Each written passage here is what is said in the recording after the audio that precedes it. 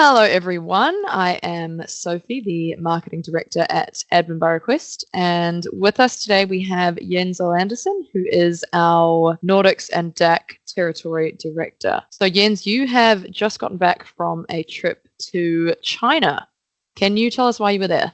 I was actually invited by the Danish Foreign Ministry to attend a event in Beijing. The occasion was the 75th anniversary for trade relations between China and Denmark. So can you tell us how it all began? How did a cybersecurity leader end up on the radar of the Danish Foreign Ministry? Of course, we have a lot of customers that is also active in China. And with all the recent geopolitical issues and trade wars and all that, I started asking our customers what issues that they were facing with the trade barriers and how they would now work globally. Of course, China is a major part of that. So during that process, I also came into contact with the Danish Chamber of Commerce in China and had a few meetings with them, just asking them, so how does things work for you? Do you hear anything from your members, so the Danish companies active in China? That was why. So it was basically just me asking a lot of stupid questions to people of some of our customers. So what was your reaction when you received the invite? It was a major surprise. I'll not lie. I had not expected that. As I was just trying to learn about how our customers work globally and what issues that they are facing, so that if anything, we could help them with that. So, of course, as a IT security vendor, we also have really strict internal IT compliance rules and IT security. And my first thought that this was some kind of internal phishing email, see if they could get me to click a link somewhere. It was genuine, and of course, I had to accept that and take a quick trip out to China. Well, it's good that you checked at least before you clicked any links. The trip, why is it important that Admin by Request is part of these global conversations? Admin by Request is a global vendor, so we have customers all over the world. As a global company, we are also part of whatever issues that are globally. So any kind of tariff, trade wars, IT issues that you might face is something that is part of our daily business. It's something that we need to know about.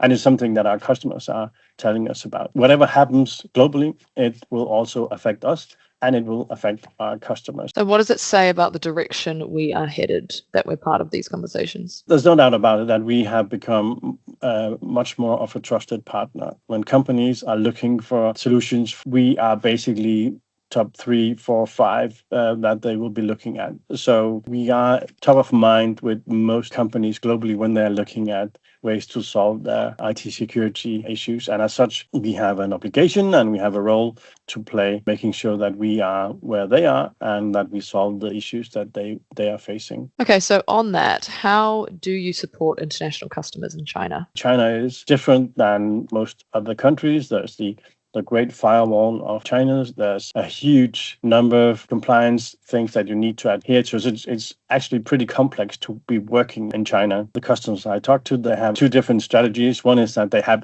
absolutely nothing. So they'll send a team to China with basically nothing IT related, because there's rules against you're not allowed to have a VPN out of China and so on. So there's a lot of rules that they need to adhere to. One of the ways they can do that is just to have nothing sent with the users in IT kind of stuff. The other strategy is to set up a completely autonomous setup in China. So they'll have their own data center, they'll have their own applications, no connection between the Chinese setup and the, for example, Danish setup. So that's the two different strategies primarily used. And there's two very different ways for us to interact with those two scenarios. If they have a complete setup out there, they'll probably also need a separate setup for Admin by Request and cannot use the existing ones that they have for the rest of the company. So there's information that we need to know about in order to be able to support them. So just knowing how actually they are working in China,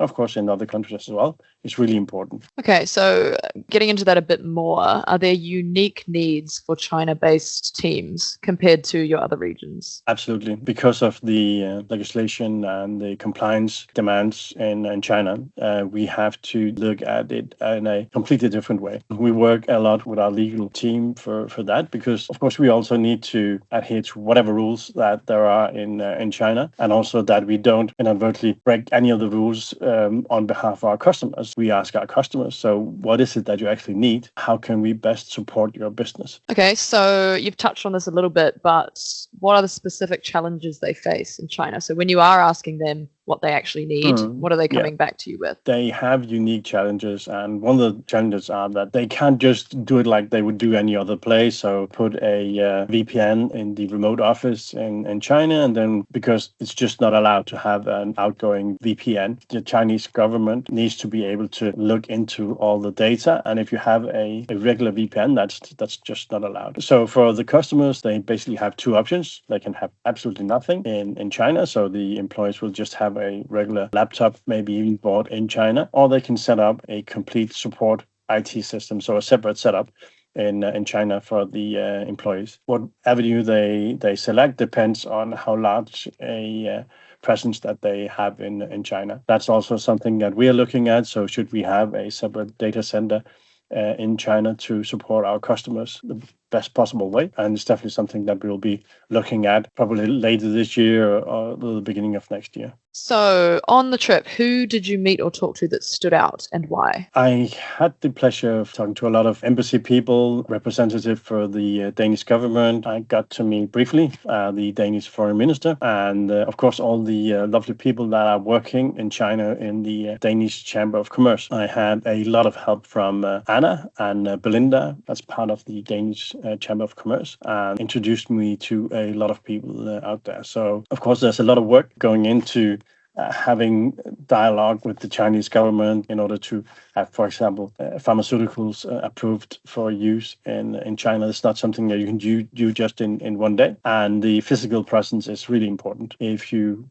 are to be working with Chinese government or with Chinese companies, you definitely need to have people on the ground, people that understand the culture and can work with the people on a personal level. That's hugely important. I think we've touched on this a bit as well, but just to dig into it a bit more, what were the recurring themes that came up most often during your conversations? Everyone is probably a bit uneasy about the geopolitical situation. So how will that affect the market in China? How will that affect the prices for products? And of course, the different tariffs, which are shifting basically by the minute. So it's really difficult to know when you are shipping out equipment or manufactured goods, either to China or from China to the rest of the world. It's really difficult for them to navigate in that setup. There's also a lot of optimism because China has changed a lot. So if you look at the auto industry, basically all of the mopeds and scooters and so on are EVs. I think that like 50 or 60% of the cars that I saw were EVs. Buses and all that was EVs. If you ever been to a major city like Beijing, you would expect it to be really noisy, right? But actually was quite quiet, even in the areas where there's a lot of traffic. They are basically cashless. You don't use cash at all. You can definitely see that there's been a lot of change going on in China. Our customers don't just necessarily look at China as a place to have stuff manufactured, but also a really big opportunity for selling their goods. How about the Danish-Chinese business relationship? What impressed you about that? So the president of the Chamber of Commerce in China had sent a letter to Xi Jinping, the Prime Minister of China. Actually got a response. I was sitting in the hotel lounge and I was looking at the newspaper China Today. On the front page, there was a quarter page around the anniversary of trade relations between Denmark and China. And of course, also there was a transcript of the letter sent to the president and also for the response that he sent. So Denmark and Europe in general is a valued partnership. It also shows that there's a big focus from Denmark and from the EU towards China. So I think we are very well known in China. I spoke to a lot of people, also just like people I met on the street, guides and shopkeepers, anyone who would spare a few minutes talking to me. And when I told them I'm from Denmark, visiting from Denmark, everyone said, "Well, yeah, we know H.E. Andersen, fairy tales." So they definitely know what Denmark is and what we do. Even though we are just a really small country, we have a fair bit of impact in China. So you joked that you'd never be invited without admin by request. So what does this mean to you personally to get the invitation? I see it as a big honor for us to be invited, and of course for me to be invited. And it's also a sign of the impact that admin by request has in the world. We are being noticed, even though we are from Denmark, which is again a really small country, and 5-6 million people globally speak Danish, and that's about it. Being recognized as a company for being out there and making a difference. That's a huge honor for us, for everyone in the company. And of course, for me personally, that I got the invite was a big thing for me. Absolutely. And I think everyone in our company agrees that you are a great representative for the company to be sent. So thank you. We're all very proud of you. What would you say to other emerging companies in Denmark about seizing global opportunities like this? Absolutely, go for it. You need to be out there. When I'm at an event like that, everyone is there basically there for the same purpose. So just to mingle and chat and meet new people. Being at an event, being there in person, it just makes a huge difference. You also learn a lot. Ask people questions. What do you do? Why are you here? What are your plans for the future? Basic stuff. Ask people questions and you'll learn a lot. So you've made a lot of friends on this trip? I hope so. Good stuff. I hope so. All right, just a few more. What was your highlight? Of course, the event itself, the anniversary. There was a nice little goodie bag. So there was a craft beer made by a Chinese brewery owned by Carlsberg. There was a few Danish staples like the Optimist, a small toy that's been produced in Denmark since, I think, the 60s or something like that. So classic Danish design, and of course meeting the people there, chatting to people that's been living and working in China for many years. Definitely has to be the highlight.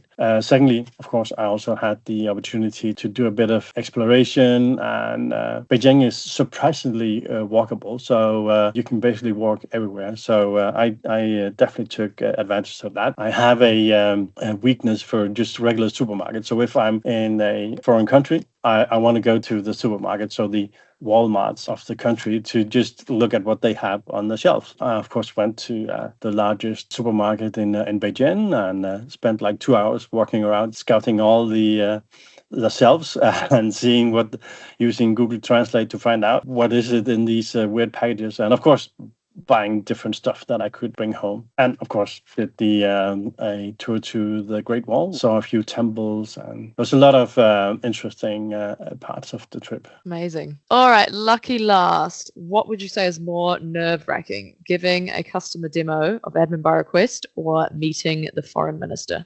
Well, I've been giving a huge amount of demos, so I'll say that I can basically do that in my sleep. So meeting the people from the embassy and seeing the foreign minister and so on was definitely more nerve-wracking than doing any demos ever. There's no doubt about it. All right. Well, thank you, Jens. That is all we've got time for. Thanks for the insight, and we look forward to hearing how this progresses. Thank you, Sophie. Thanks, Jens.